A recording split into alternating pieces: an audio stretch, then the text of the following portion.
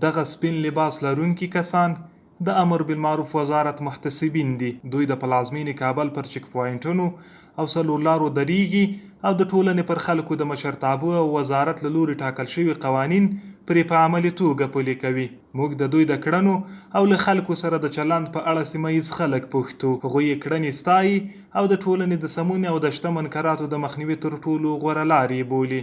برخورد متعصبین و امر به معروف خوب است. برای مردم آگاهی‌دهی میکنه، برای مردم آگاهی‌دهی میکنه و فعالیت‌های خود همینطور نرمال به شکل بسیار خوب و آگاهی‌دهی پیش میبره.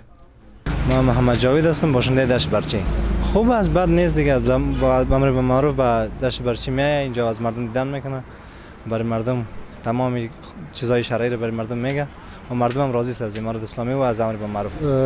تشکر از وزارت امر به معروف و از مسئولینش که هفته یک بار یا دو بار ما دیدیم اینجا میگردن. خوب است، برخوردشان با مردم بسیار خوب است، بسیار محبت آمیز است، کدام مشکل نداره، حرکات جدی و خشن نداره، بسیار با مهربانی با لطافت و محبت رفتار داره. د ټولنې لوستې ښځینه طبقه د یاد وزارت له لوري د حجاب جبري کېدل او د حجاب رعایتول اسارت نه بلکې الهي امر او د ځان د خوندیتابه ښه وسیله بولي. څوک چې له دیني زده کړې کړي او شریعت نه پوه اوسي او شریعت باندې پوه اوسي، دا پوهیږي چې دا حجاب د الله متعالی او د رسول الله صلی الله علیه وسلم امر دی، دا د امارت اسلامی امر نه دی او دا د مونږ خپله وجیبه دی چې مونږ باید حجاب وکړو.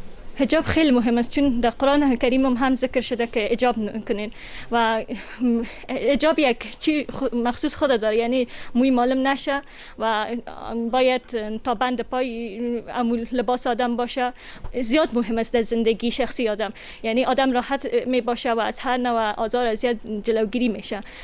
دغه راز د ټولنې لوستې ځوانان د محتسبینو کړنې ستایي او په دې برخه کې د هر ډول همکاري ژمنه کوي او د دې برخې له مسؤلینو پر شویو سپارښتنو د دوام او ټینګار غوښتنه کوي.